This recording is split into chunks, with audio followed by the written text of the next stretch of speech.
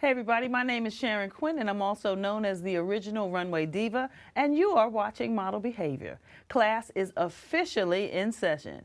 Today my guest lecturer is Gwen DeVoe. Gwen is a former plus model turned fashion event producer who devotes her time to mentoring and developing young women interested in plus-size modeling and owning small businesses. In addition, she is the creator and executive producer of Full Figured Fashion Week, an annual presentation of the fashion industry's finest plus models, designers, retailers, boutiques, and businesses with products and services for the plus community. Welcome back to Model Behavior, Gwen DeVoe. What's up? Now you've been here. Now you had the distinct honor of being my very first guest on the very first episode, so I'm really glad to have you back. And rather than focus on the stuff that you always talk about, which is pretty much Full Figured Fashion Week and plus modeling, and I know that you want to kind of focus on the production piece. So that's where we're going to sort of focus on that today. Now, what I want to know from you, since I like to go back to the beginning, is when did the production bug hit? Now, I know that you were producing fashion shows early on because that's how we met. But when did the production bug bite you? Did you always want to produce? No, I think that the production bug hit me when I realized that instead of making money for other people, I could make money for myself. Hello? Because remember, back in the day, I used to produce the shows for all the promoters in New York. Yep. And you and I and our little entourage, we used to run around with these suitcases full of other people's clothes, making them all the money. And when I handed over the money, there was nothing left for us. So after a while, I said, wait a minute, why don't I just cut out the middleman? And I could do this for me. And that's when, I don't know if the bug hit me, but I went with. You went where the money was. That's right. Now, everybody, you know, they look at your productions, even the smaller productions. When we first started doing club shows, everybody looks on it from the outside and they say, well, I could do that. Mm-hmm. And they think it's easy. But you and I know that it's really not easy to put on even the smallest of production. Birthday parties. Yeah, it's all about the details. So let's talk about that. When you're starting out, what do you think is qualities to have if you're going to go into production? If you're going to go into production, you should be that family member, that friend, that coworker that everyone always seems to come to organize something. Mm-hmm. If you start out with just being a great organizer, 9 times out of 10, you could probably lead a great production staff. And you do need to be organized if you're going to do this. And if you yourself are not organized, then you better surround yourself with people who understand that you're not and that they have to bring up the rear for you. So organization is supreme. That is of the utmost importance. And what happens if you don't have those organizational skills? You fail. Okay. Yeah, you pretty much, you fail. And if you don't have somebody on your team to back you up, you know, sometimes people say, oh, you know, I don't have to be a carpenter to know how to, I don't know, what do carpenters do? They build stuff. Yeah. Mm-hmm. I don't have to be a carpenter to know how to build it. Yes, you do. Okay, even if you don't do it yourself, you have to know what the steps to take to do it. And I think a lot of people just think that, you know, they can have, oh, my friend or my worker or somebody that I hire that does this, it's okay. You have to know how to do every single job. There it is. In the project, even if you're not good at it. And that's why a lot of people get taken in terms of signing contracts. Because if you don't know, you are fodder for the geese.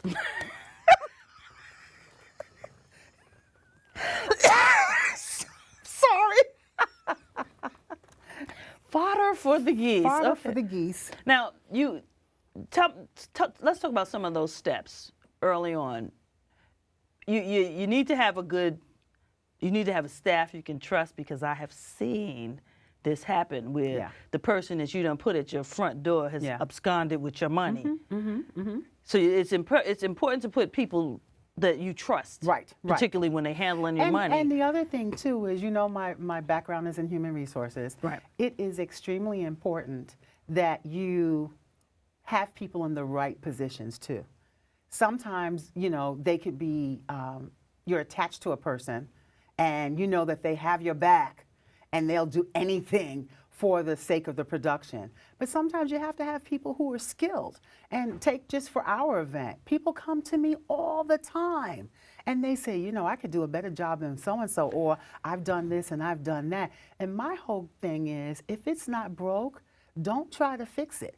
You know, sometimes you are, as the lead person in production, sometimes you decide not to take the hotshot newcomer because the personality is not right. Well, let me just say that can we focus in on it? It is so not cool for you to go up to someone and say that you can do somebody else's job better than that person can, because you don't even know what that relationship is. That's right. That's just not a good way to.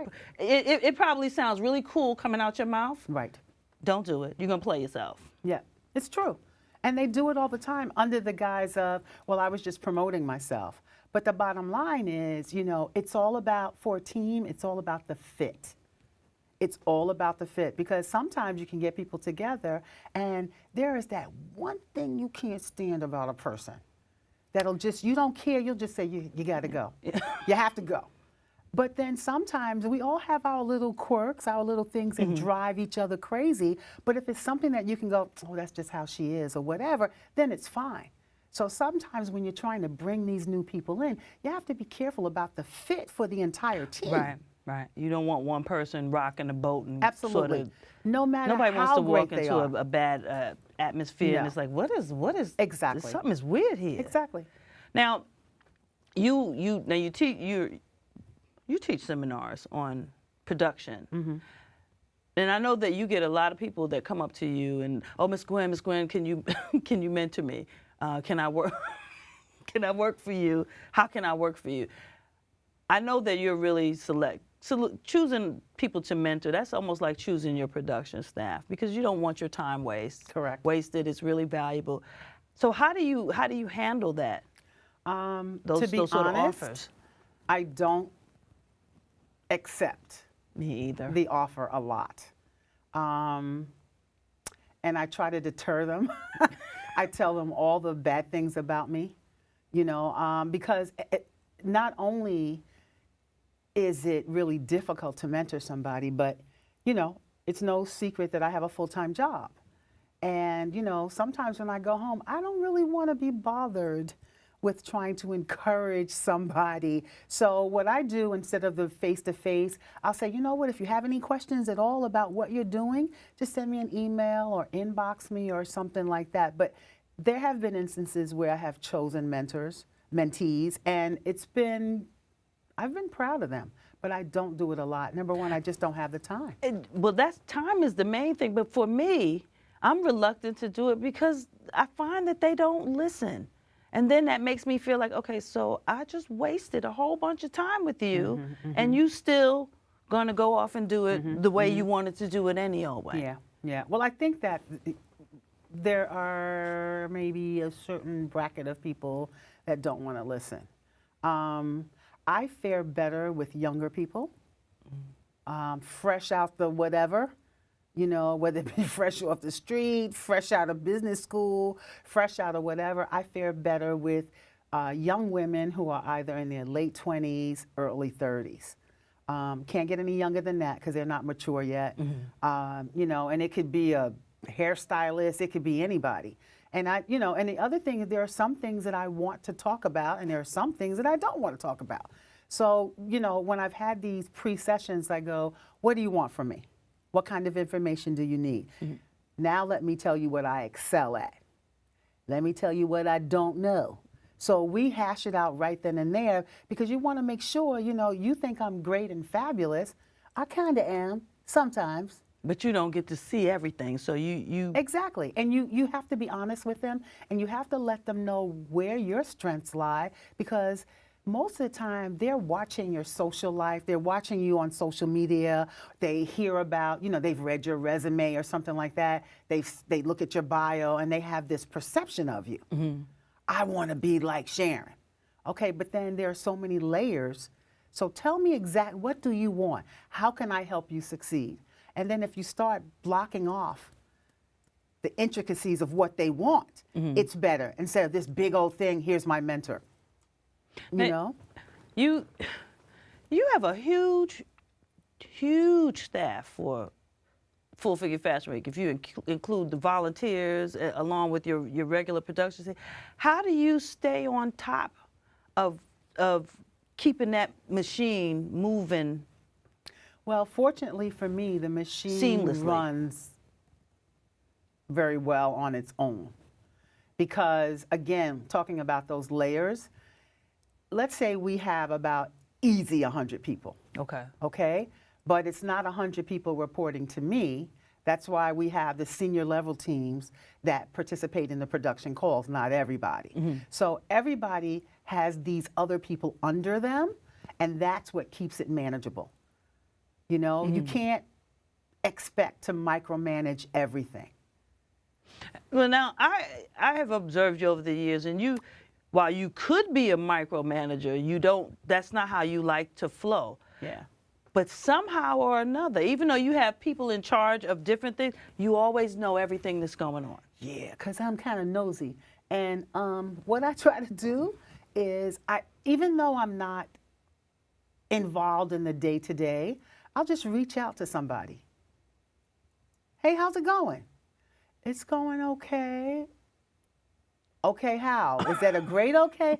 It's okay, I don't want to bother you. And as soon as they say that, then I can open up a dialogue like what's really going on. So I do know everything.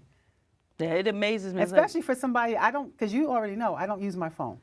So I'm not on the phone But when calling. I tell you that she knows everything that's going on, like you want to sneak and call and say, "Ooh, I got to tell you girl, I already know."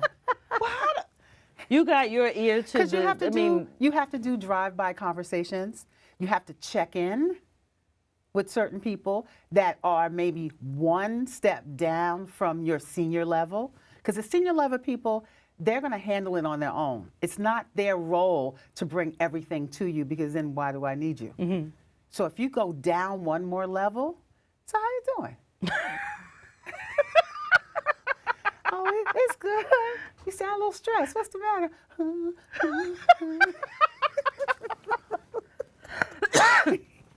Now, production. What are some things that you want to impart to people who are starting out, and say they get their little inspiration for Full Figure Fashion Week, so they want to do I don't know, Utah Fashion Week? What advice would you give to those producers who are just starting out?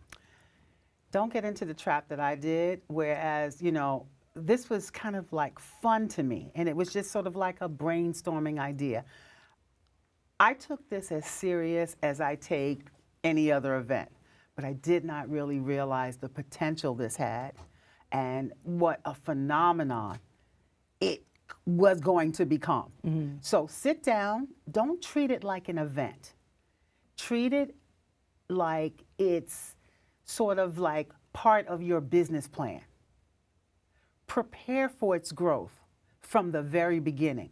Because I didn't do that. I was so busy hustling, trying to get the money just to kick off the event every year. I wasn't really focused on the future of Full Figure Fashion Week. Because if I was focused from the beginning about Full Figure Fashion Week, we would actually be more of a trade show now. Ah, and we talked about that early on. Ooh, I don't know if it would be in New York. Yeah.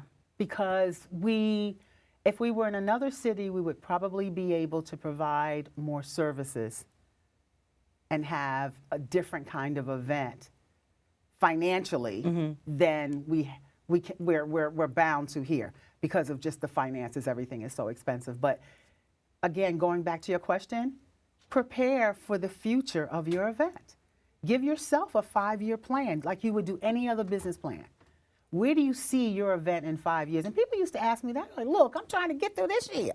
You know, it's hard. It's hard. So be smart about it. Prepare for it.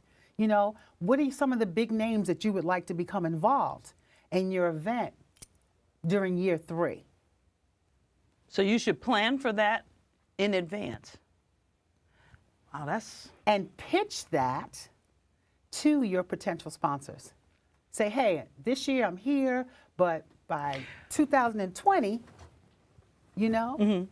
Now you just brought up sponsorships. I'm glad you brought that up because I know for a fact that everybody on the outside looking in, once you put up your list of your sponsors, everyone thinks that you just have a ton of disposable income to do. You can just lock yourself up in your hotel room, hint, hint, and, you know, just order champagnes and get mani-pedis and not do what your sponsorship dollars are there for. How do you avoid something like that? Because you get this is your first big event. You get a big sponsor and they send you the big $100,000 check.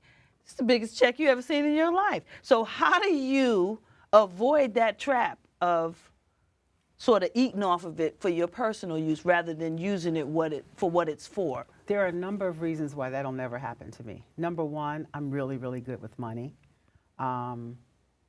And the success of the event is really, really important to me.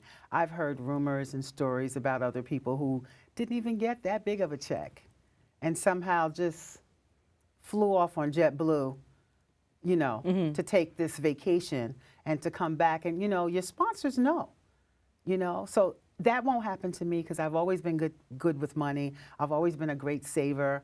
You know, I've been the head of savings plans before, the SUSUs. So you have to be good. If people are entrusting their salaries to you, you have to be good with that.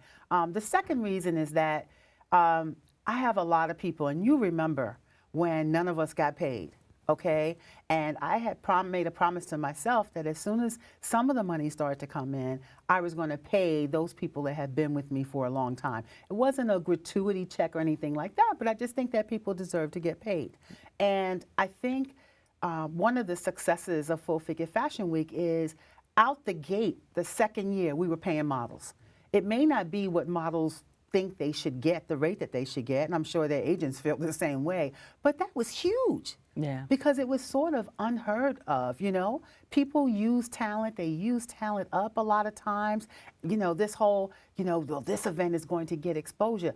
If I were to take away the salaries, the small salaries that we give the models today, models would still come.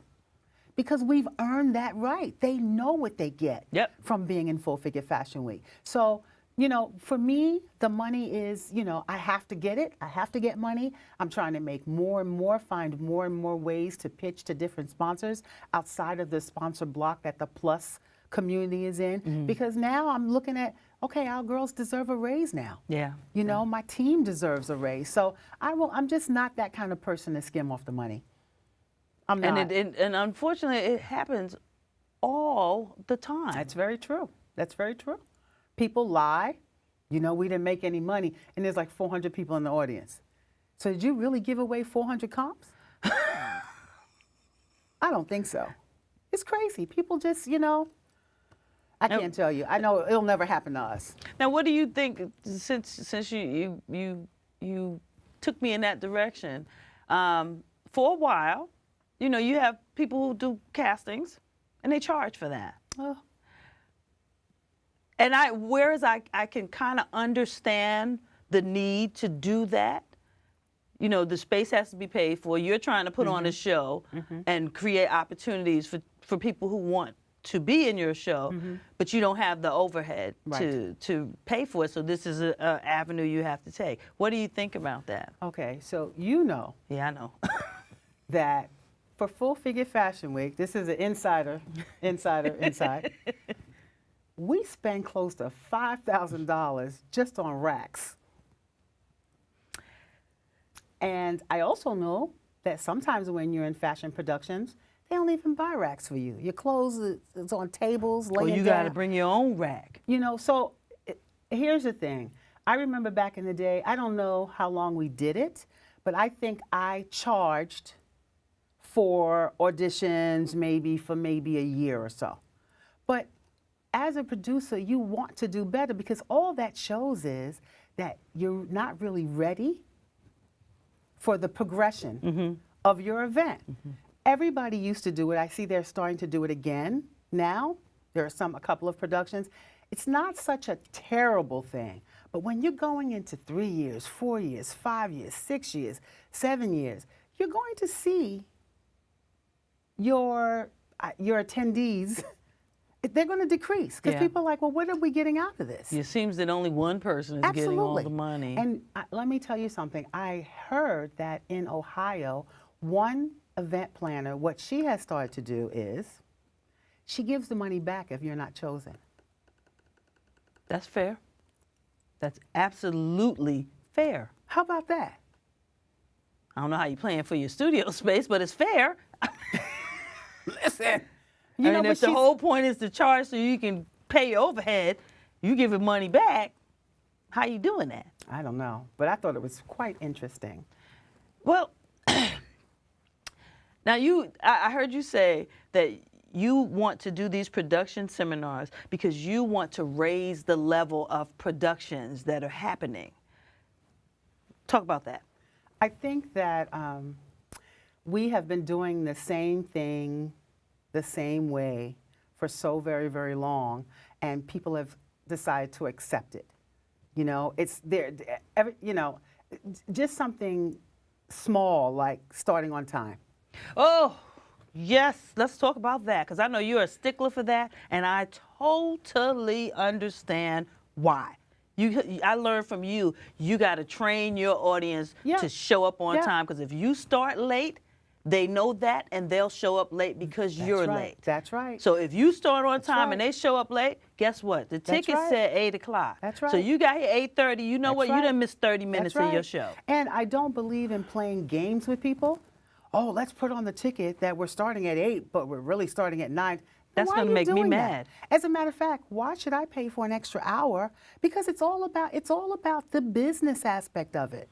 You know, you start to do a production, your contract says you have a 10-hour or a 12-hour window. And you have to get everything done, including setup and breakdown, within those 10 hours. And you're playing games with your audience? No, that's not going to happen. And you don't be in a union house and you go over your time. You don't want to have to pay the penalty you're going to pay for being late. That's right. So be on time. If it's only 20 people in the audience, they paid their money, start on time. That's right. That's right. The rest of them will come on time the next time. That's right. And the other thing, one of the reasons why I like to do the production workshops is I think that for us, particularly in fashion, we want to give people so much in the 3 hours. You know, they want hors d'oeuvres passed. They want full-plated dinners. They need a comedian, a baton twirler, dogs on the stage. Then comes the fashion show. Then we have to have 2 breaks. Vendors, it's too much. It's a little much, yeah. Let's stick to it's a fashion show is a fashion show. Remember, Sharon, when we used to have vendors, we took the whole vendor operation away from our production. Number one, and they still do this in the South a lot, but number one for Full Figure Fashion Week, nobody wants to leave their seat to go to no vendor. There you go. Because you leave your seat, somebody else is going to take your seat because our shows are always packed. So where does that leave a vendor? Angry and pissed off because they paid $200, $300 or whatever and nobody bought anything. So I just cut it. I'm like, you know what? It's time for us to separate these two things. This is the fashion show, okay? We'll do the vending part someplace else. And people still to this day like, oh no, I need that vendor money. Yeah, but if the vendors are not happy. You gotta find another way to do it, yeah. And I mean, you need the vendor money, but you have the vendors and they don't make money, they're not coming back. That's right. So then what's your plan after that? Oh, they just keep signing up new people because you know a sucker is born every single day. Oh my. But also, particularly in New York, I think when you're starting out, because venue space is so hard to come by, and the really, really nice spaces are really, really, really expensive. Mm-hmm. You're trying to get all the money you can. That's what it is. So you got a room that holds 200, and you got half of the room ate up by vendor tables. It's uncomfortable for your guests. And again, as you just said, you're going to have a whole bunch of people who are going to be surly because they didn't make money. They didn't even make their vendor money, their registration fee back. It's not cool. You have to find another way. And do you have another way? I mean, well, you just said you separate the two events. Mm-hmm. So there's a vendor event at another point, but it's not the same time as the show. Now, what else can you see as far as lifting up the production values? And quickly, because we only got a few minutes left. Your talent should be paid, first and foremost. Start on time, said that. Separate those things that are not directly related to the fashion show. Get rid of the vendors, have something different, or elongate your contract, extend your contract so that after your show, you can have a vendor session or something like that. And everybody gets a contract. Everybody gets a contract. Everybody gets a contract. Why? Real quickly. Why is that important? It's important because people are more likely to do what they promised to do when they've signed on the dotted line. That's a good point. They're more likely to do it. Verbal contracts? Oh no, we don't do those anymore. Yeah, those tend to blow up in your face. Yes, they do. All right, people, we are just about out of time. I'd like to thank my guest, Gwen DeVoe. You know what? You got it. We always run out of time. I got to bring you back because you got there's just so many things you can cover. Yes. But anyway, I want to thank her for sharing her industry knowledge with us today. Now, before I go, as always, I want to leave you with a few thoughts. I want you to remember that you can't change the game until you first learn the game. 2, always surround yourself with positive people and positive things. Do what you love and love what you do. And be who you are, but be who you are tastefully. Always have some class about yourself. Now don't forget to like us on Facebook, follow us on Instagram, Twitter, and Pinterest. Thanks for watching Model Behavior with People, and I'll see you next week. Class is officially dismissed. Bye, y'all.